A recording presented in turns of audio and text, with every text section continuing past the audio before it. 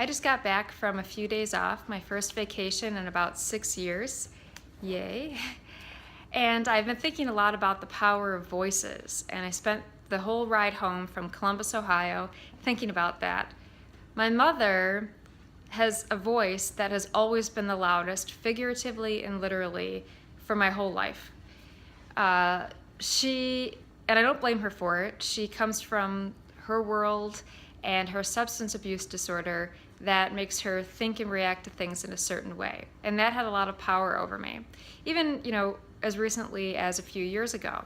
I was thinking about how 8 years ago when I told her, when I was so depressed at my lowest point, and she knew it, everyone around me knew it, I told her that I had started creative writing again and how much I loved it like I did as a girl.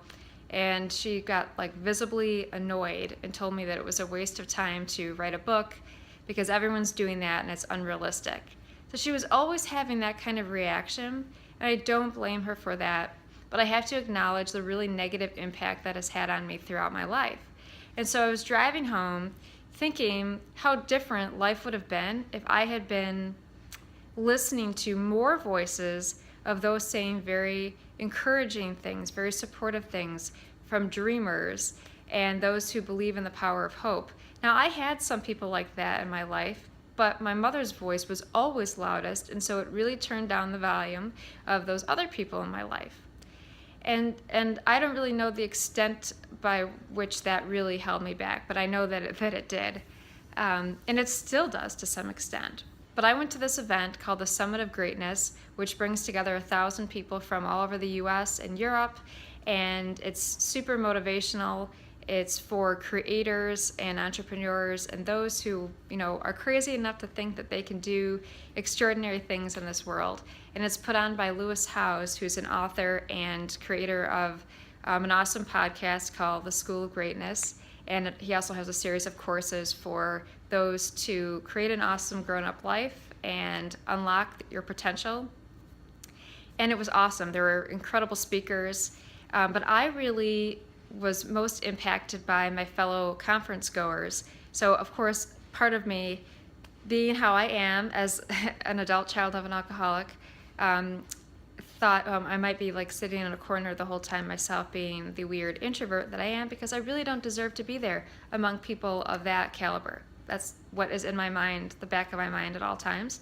But I went, and of course, that's not what happened. I had incredibly great, candid, moving conversations with people from all over the world, and they told these unreal stories that I wish I could have captured to share with you and to share with every kid of an alcoholic and every adult kid of an alcoholic or anyone from dysfunctional homes or environments, to hear in their voices and their stories their incredibly inspiring drive and motivation, their wholehearted belief and hope, and their own ability to unlock something special in themselves, to do great things despite what the odds are for them to be great, despite the words and the loud voices of all of those around them.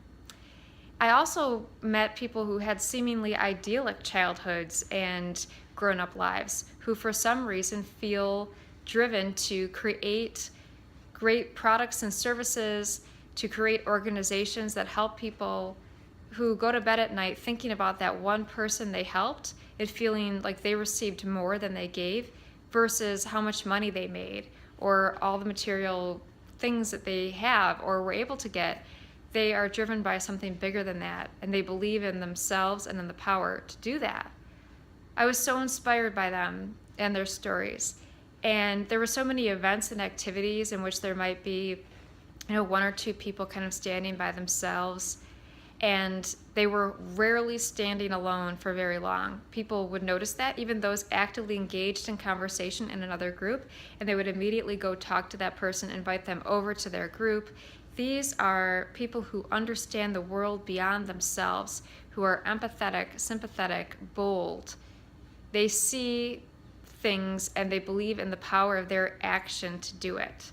Just good, driven, motivated people. And I felt so fueled up on positivity and optimism and belief in myself to do great things too. Belief in my passion and that my experience sharing that, can help other people, and that maybe I have had these experiences for a reason, to encourage others.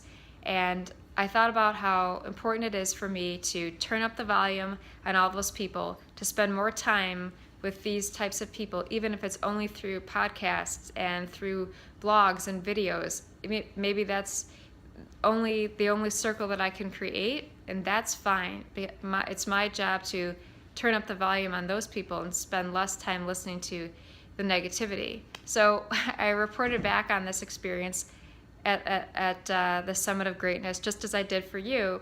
And my mother's response was, but did you meet any nice men? Because she's only thinking about how she thinks I should be living, and that I should be married already, and I should have all these things in place.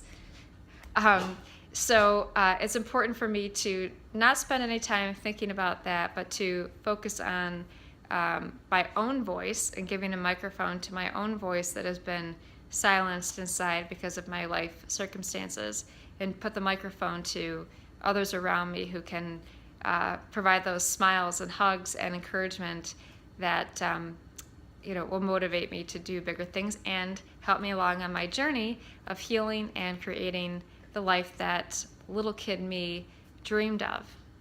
I hope that you do the same.